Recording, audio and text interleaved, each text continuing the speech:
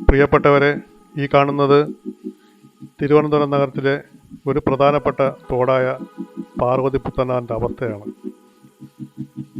മുഴുവനായിട്ടും മലിനജലം നിറഞ്ഞ് ഈ പരിസരത്തുള്ള വീടുകളും വലിയ വലിയ ഫ്ലാറ്റുകളിൽ നിന്നുള്ള ഡ്രെയിനേജ് തുറന്നുവിട്ട് ഇത് മുഴുവൻ പായൽ മൂടി ഇത് വല്ലാത്ത ഒരു അവസ്ഥയിലേക്ക് പോയ തോടാണ്.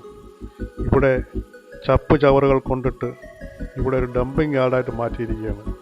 രാത്രി കാലങ്ങളിൽ പല സ്ഥലങ്ങളിൽ നിന്നും ചാക്ക് കെട്ടുകൾ ധാരാളമായി കൊണ്ട് ഈ തോടിനകത്തിട്ട് മലിനമാക്കാറുണ്ട്. ദയവ് ചെയ്ത് അധികൃതർ ഇത് കണ്ട് എത്രയും വേഗം തന്നെ ഇത് ക്ലീൻ ചെയ്യാനുള്ള പദ്ധതി തയ്യാറാക്കണമെന്നാണ് എൻ്റെ അപേക്ഷ. ഈ തോടിലൂടെയുള്ള ജലം ഒഴുകിപ്പോകുന്നത് വേളിക്കായലിലേക്കാണ്.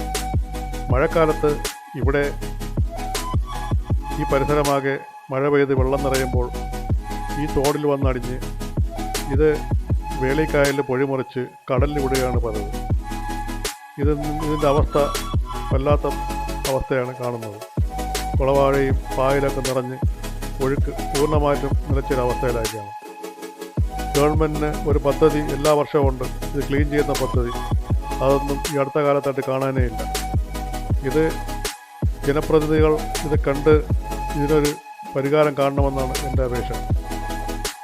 ഇത് വല്ലാത്തൊരവസ്ഥയിലേക്കാണ് നമ്മളെ ഈ നാടിൻ്റെ പോക്ക്. ആരും ഇത് തിരിഞ്ഞു നോക്കാത്തൊരവസ്ഥയാണ്. ഈ അവസ്ഥയിലോട്ട് പോയാൽ ഈ പരിസരമാകെ മഴക്കാലത്ത് വെള്ളം നിറഞ്ഞ് ജനജീവിതം ദുരിതാവസ്ഥയിലേക്ക് പോകും.